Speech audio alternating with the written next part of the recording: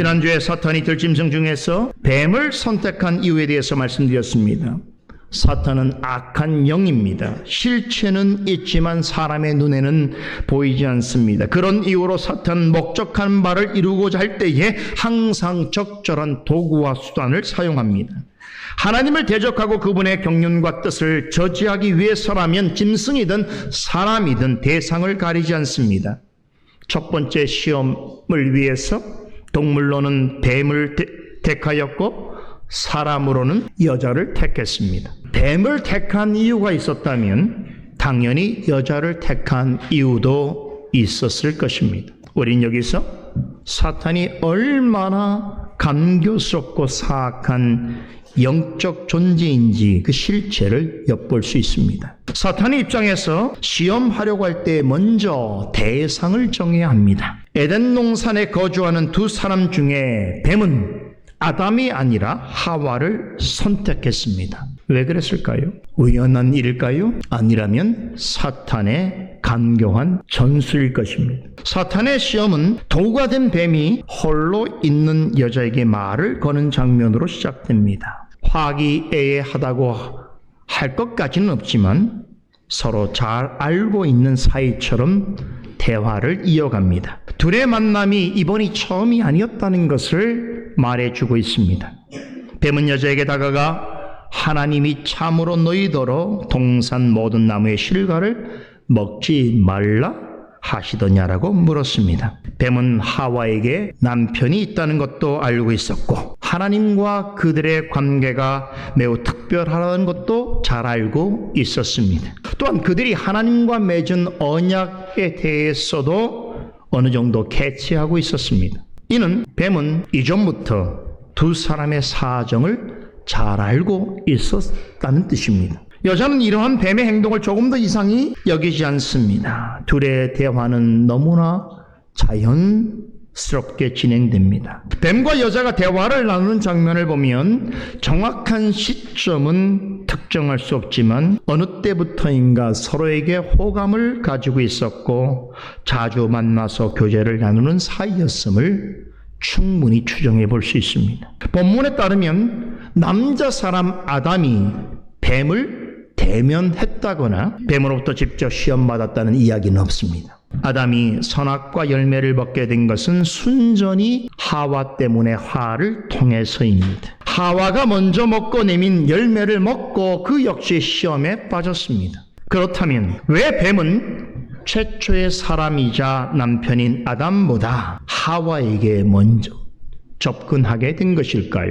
그것은 뱀이 적지 않은 시간 동안 두 사람의 특징을 유심히 관찰하고 분석한 일의 결과였습니다. 남자에 비해서 여자는 정서가 풍부하고 성품이 친절한 데다 남의 말을 다정하게 들어주고 상대방을 따스하게 감싸주는 기질이 좀 더 있습니다. 이것은 분명 기질적으로나 성품적으로 장점입니다. 그런데 잘못하면 중대한 문제를 일으키는 사유도 될 수 있습니다. 맨 처음에 뱀이 다가와서 말을 걸었을 때에 하와는 이것을 이상하게 생각했어야 했습니다. 짐승이 사람의 말을 하고 있다고. 짐승이 어찌하여 사람인 나에게 말을 건네는 거라고 생각했어야 됩니다. 앵무새나 구간조가 사람의 말을 몇 마디 흉내내는 수준이 아니라 자신의 생각을 정리해서 전달하고 어떤 일에 대해서 자신의 의견을 조목조목 말한다면 하나님의 창조의 관점에서 볼 때에 과연 이것이 가능한 일인지, 사람처럼 말하는 뱀과 지속적으로 교제를 나누는 것이 과연 올바른 일인지에 대하여 의문을 가졌어야 했습니다. 그렇겠죠? 아니면 남편이든 하나님께 물었어야 했습니다. 뱀이 아무리 영특한 짐승이라도 사람의 다스림을 받아야 하는 대상입니다. 그런데 사람처럼 다가와서 말을 건네고 더구나 하나님과 인간에 대하여 나름대로의 사상적 체계를 가지고 심오한 진술을 한다는 것은 신앙적으로나 상식적으로 있을 수 없는 일입니다. 이것은 하나님의 형상대로 지음받은 사람만이 할 수 있는 영역의 일입니다. 그렇기에 뱀이 와서 말을 건네는 것을 이상히 여겼어야 했습니다. 그런데 여자는 그렇지 않았다는 것입니다. 도리어 이 일을 흥미롭고 재미있는 일로 여겼습니다. 남편 없이 홀로 지내는 때에 뱀이 다가와서 자신의 무료함을 달래주고 잘 모르는 새로운 정보도 나누어주고 궁금해하는 것에 대하여 답변해주는 친절한 말벗 정도로 생각하고 있었습니다. 감교한 뱀은 여자의 장점이 어떤 결핍성을 나타내는 심리 상태를 정확히 간파하고 있었습니다. 그래서 의도적으로 여자가 혼자 있을 때 다가가 친밀감을 쌓았습니다. 여자가 뱀을 보자마자 친근감을 갖게 된 것은 아닐 것입니다.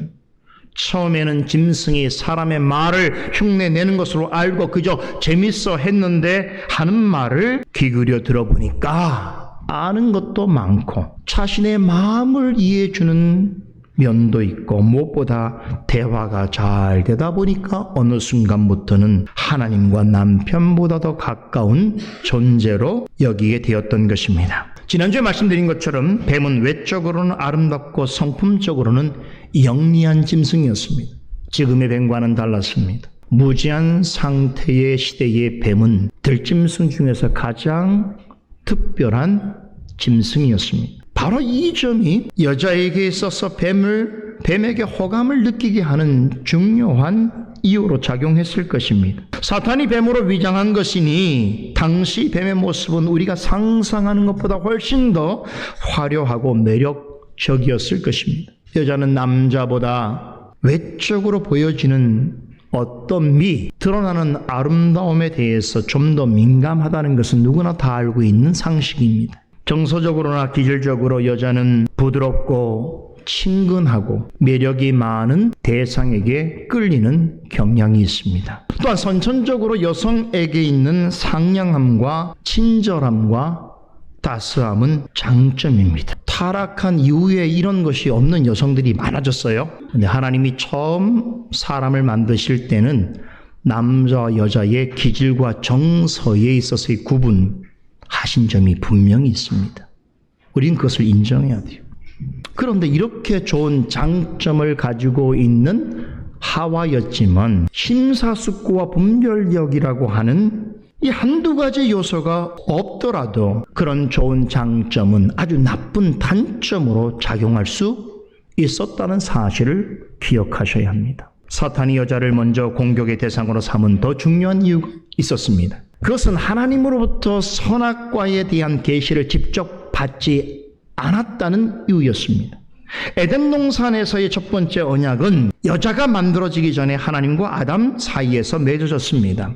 하나님은 모든 사람의 대표자이자 여자의 머리인 아담과 언약을 체결하셨습니다. 아담은 하나님의 계시를 전하고 가르치는 중보자여 선자적인 사명을 받았습니다. 하나님은 아담을 통하여 계시를 전달하시고 말씀을 가르치시기를 기뻐하셨습니다. 하나님의 이러한 의중은 나중에 그리스도께서 자신의 몸된 교회를 통해서 가르치시고 또한 말씀 전하는 자를 택하셔서 복음을 가르치고 전하게 하시는 중대한 신앙 원리로 나타납니다. 하와는 아담처럼 직접 계시를 받지 않았다 하더라도 남편이 전하여 주는 말씀을 하나님의 말씀으로 알고 귀담아 들어야 했습니다. 그러나 두 사람이 타락해가는 과정을 지켜보면 두 가지 점에서 의심을 거두기 어렵습니다. 과연 아담이 하와에게 말씀을 바르게 가르쳤는가? 또 한 가지는 하와가 아담에게서 말씀을 바르게 듣고 배웠는가 하는 것입니다. 결과를 보면 이 두 가지 경우가 다 충족되지 못했던 것이 분명합니다. 하와가 아담이 전한 하나님의 말씀을 귀담아 듣고 바르게 깨달았다면 시험에 이토록 쉽게 넘어가지 않았을 것입니다. 그렇다면 아담은 좀 나은가? 그렇지 않습니다. 하나님의 말씀을 먼저 받았고 하나님과 언약을 맺었고 심지어 뱀의 미혹을 직접적으로 받지 않았음에도 시험에 넘어졌습니다. 지난주에 제가 잠시 언급해드렸는데 아담의 타락은 하와의 타락보다 더 심각한 문제점을 지니고 있습니다. 이 부분은 오늘 강설 말미에 좀 더 자세히 말씀드리겠습니다. 그리고 여성분들은 편한 마음으로 끝까지 들으셔요. 남성분들은 긴장하시면서 들으세요. 아무튼 사탄의 입장에서 보면 하나님으로부터 직접 계시를 받은 남자보다는 그에게서 말씀을 전해들은 위치에 있는 여자가 시험하기에 더 편한 대상이었음이 분명합니다. 사탄은 힘만 센 남봉꾼이 아닙니다. 교활하기 그지없는 유혹자입니다. 상대방으로 하여금 고개를 돌리게 할 만큼 그렇게 미숙하거나 어리석지 않습니다. 고린도후서 11장 14절에 따르면 사탄은 자신을 광명의 천사로 가장하기까지 한다고 말씀합니다. 이어지는 말씀을 보면 사탄의 택함을 받은 악한 일꾼들도 사탄을 모방하여 일할 때에 자기가 의의 일꾼인 것처럼 가장한다고 합니다. 사도 바울은 이 일은 그리 놀랄만한 것이 아니며 이런 현상을 보더라도 이상히 여기지 말라라고 당부합니다. 늘 있는 일이란 말이에요. 사탄은 속이는 일에 있어서 뿐만 아니라 위장술에 있어서 달인입니다. 뱀은 마치 자신이 좋은 말벗인 양, 믿을 만한 이웃인 양, 먹과 지식을 두루 갖춘 훌륭한 선생이나 되는 양 여자에게 접근하여 그녀의 긴장감과 경계심을 풀고 자신을 받아들이도록 했습니다.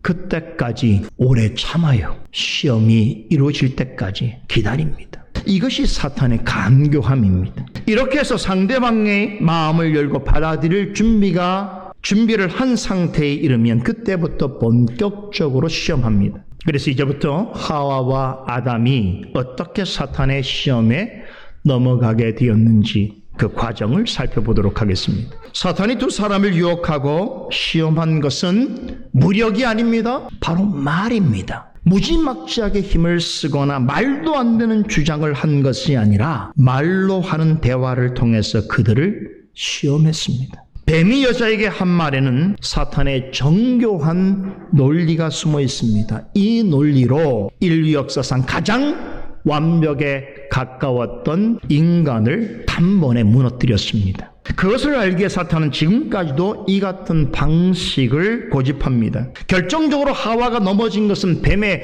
화려한 외양이나 친근한 성품 때문이 아닙니다. 뱀의 말에 속아서 넘어졌습니다. 이 과정에서 하와와 아담의 결핍된 부분이 여실히 드러났습니다.